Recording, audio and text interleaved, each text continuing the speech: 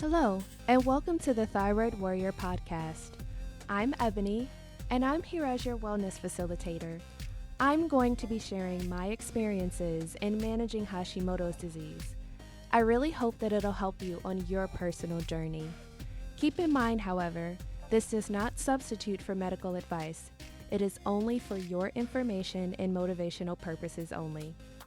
Now, let's get started. Hello, everyone. I am excited that you're here today, and we're going along, and we've been talking about stress and managing your condition at work, and I'm really trying to get you guys to change your mindset about self-care.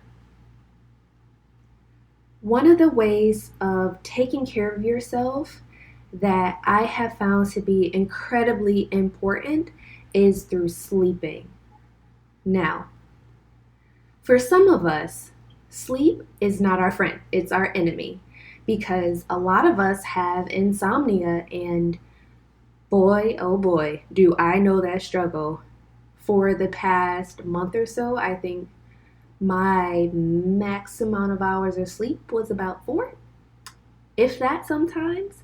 And it's not because I decided to drink coffee right before I went to sleep. I would fall asleep, but then I couldn't stay asleep. And that is not sustainable. Or you just can't sleep at all and you toss and turn, you try to get up and read a book. But sometimes some of us read our books on our phones and the light's really bright. And that just stimulates us to stay awake longer.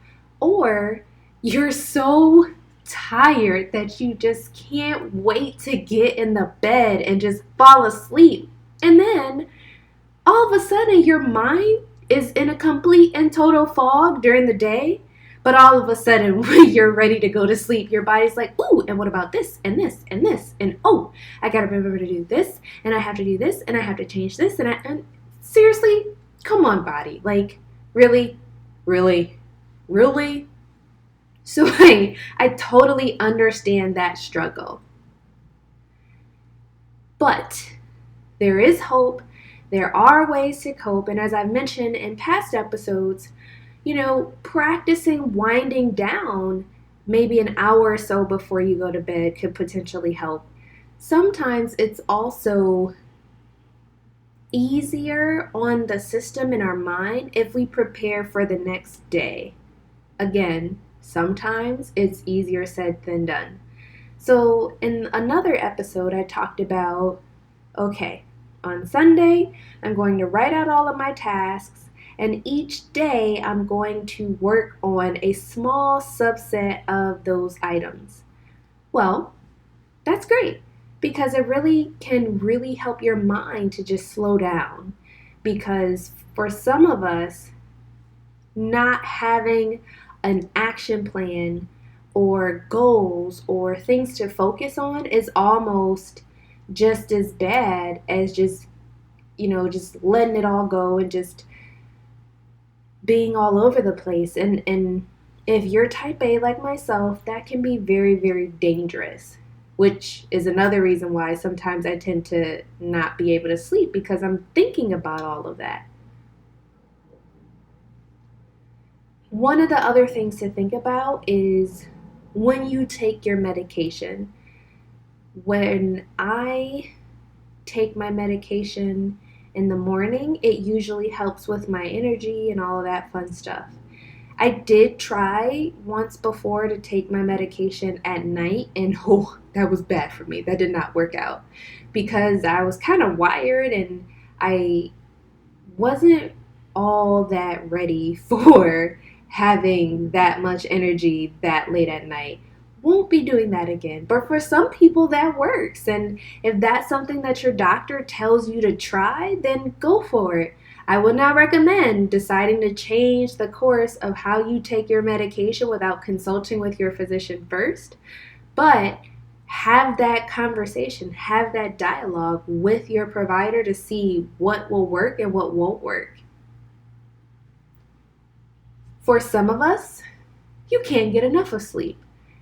You want to sleep in the morning, at night, in the afternoon, it doesn't matter. You will fall asleep wherever it is that you can find an empty space. So I sometimes joke around and say that I am a self-diagnosed narcoleptic person because if my head so much as touches a level surface, I can fall asleep. Doesn't matter. I fall asleep. I don't think that I realized how important it was to just allow myself to be tired sometimes. You know, we again live in this society where it's all about the movement, and just by virtue of living day to day in a high tech, high speed world, that fatigues us. So take that time that you need to really focus on yourself and just go for it in terms of allowing yourself to slow down, because your family needs you, your kids need you, your husband needs you, your sister needs you, your parents need you, and you're like, there are not enough hours in the day to be able to do all of it. So that could be another reason why you're having a very difficult time sleeping at night, because you're so busy trying to fit it all in and be everything for everyone else. And as I said before, you can't be someone else's something if you're nothing for yourself. So if you're burning it at both ends, guess what? You're not going to be able to perform. You're not going to be able to be that wonderful person that you are. So think of it that way, like you have to get rest. Now,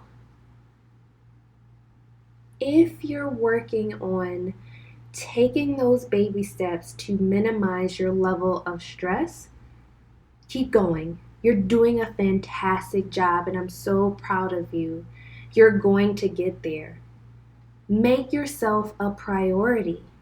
If you don't value yourself, how do you expect other people to value you? If you don't make yourself a priority, if you don't treat yourself well, how do you expect other people to treat you as a priority or to treat you well? It all starts with you. Electronics are our best friends. They make our lives very simple, but they can also be a problem when it comes to falling asleep. My husband and I are working on a no electronic zone. So about an hour to an hour and a half before we go to bed, we just talk. We sit there, we tell funny jokes, we laugh, we talk about our day. We try to plan out when we're going to have a date night, or I talk to his mom and we laugh. And, it's so nice to connect and have that time. And then right before we go to bed, we talk about, okay, what do we want to do tomorrow? How can we coordinate carpooling to work and just making things easy for us the next day? Or we'll prep our lunch. We'll make sure all of our keys are at the door so that we don't have to think about it. And we really just allow ourselves to decompress. The other thing, focus on taking a couple of deep breaths. Inhale through your nose, exhale through your mouth, and just allow all of that tension that you've built up during the day to just be released. Practice meditation, practice deep breathing. Think about what makes you happy. Think about all of the things that keep you calm. I really enjoy being out in nature. I really enjoy smelling the roses, literally, or whatever flowers I can get my nose into. And thinking about that calms me. I have my nature sounds playing sometimes if I'm really anxious, and it calms me. It helps me to fall asleep and stay asleep. I'm going to be getting a noise machine so that I can put it at our bedroom door so that we can just shut out everything else and just focus on that and just fall asleep. I have to work on my husband with that because he doesn't tend to like them, which is totally fine, but it's my jam. So we'll have to find a common ground in that. But if that is not something that your spouse or significant other or even you like, find what you like. Find what keeps you calm. Find what makes you happy. Find a way to just slow yourself down.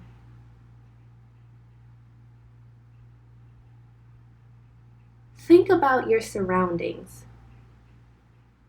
For example, I like to make sure that it's not too hot in my room, but it's also not too cold. I try to keep the temperature steady in my bedroom.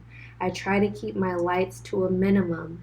I make sure that as soon as I come in, I have the kind of the 3-ray bulb where you can turn your lamp 3 times, and I turn it to the lowest setting so that I'm easing myself into that state where I'm like, okay, I'm preparing for rest.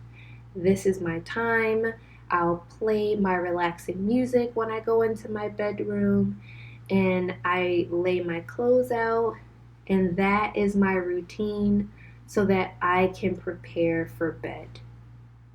I absolutely, positively love it. You should try it sometimes. It's great. The other thing that I enjoy doing, and you guys know I love my tea, so I will have a cup of tea or sometimes a glass of warm milk. I know a lot of us are lactose intolerant, but every now and then my stomach will behave and will allow me to have it, and oof, I fall asleep almost right away. It's pretty interesting. And again, I apologize to my husband in advance if that whole lactose intolerant thing kind of kicks in while I'm asleep and he's not. Sorry. My poor husband goes through a lot when it comes to me and my body and my immune system and everything else. So I really, really try to be very sweet to him on a normal basis because he has totally been that great support person for me when it comes to trying to heal myself. Be easy on yourself. Trying to change your habits and change your routine is not something that comes easy sometimes. So take baby steps. Maybe this week you can focus on, okay, an hour before I go to bed, I am going to close my laptop, or I'm not going to work on that last brief or that last proposal for work. I'm just going to just relax. Watch TV, watch some type of comedy, watch something that will take your mind off of that constant processing. And then the next week, focus on putting your electronics away an hour before you go to bed. If it means putting your phone or your alarm clock or whatever it is that you use to wake yourself up in the morning, put that outside of your bedroom. Because I have a bad habit, and maybe you guys do this too, where if I have like a digital alarm clock, I'll look at the numbers and I'll stare at them, and they never move fast enough. Or if I have like the manual one where I put the battery in, I just listen and count the clicks of the clock. That's also no good. So, out the door goes. I do not have any of that in my bedroom. And even when it comes to, I use my phone a lot for my alarm, I kind of sort of tuck it under my bed so that it'll wake me up in the morning and I actually have to go through and kind of find it. Yeah, it's weird. It's just me. That's my little game in the morning to kind of get me up and get me going. Or I'll just put it outside. That's another thing. Or you can focus on just taking those deep breaths and meditating and focusing on why your day went well, what didn't go well about it, and just let it go. Don't hold on to the things about your day that you didn't necessarily like. Instead, focus on joy, focus on being happy, focusing on being Focus on being happy that you're actually at home, you're safe, and it's your own space. Maybe a lot of you have a commute or you have to be out and around a lot of people during the day, and that can be very anxiety inducing for a lot of people. So, really, just take the time to just be happy that you're in. The next thing that I want to leave you guys with is, again, just be patient with yourself, but understand that not everyone is going to understand why it's so important that you get sleep or that you get rest, especially when the kids are crying or when you have, to be everything for everyone else. Again, patience, patience, patience, patience. Recognize why you need to focus on yourself and getting rest and getting sleep. And it's so that you can recharge and be that person that everyone knows and loves. So I will leave you guys with that for today. I hope that you are able to get some rest, and I hope that you will try things out for a change and see how that can make a difference. So with that, take care, be well, and I'll talk to you soon. Okay, Thyroid Warriors, get out there and take things one step at a time.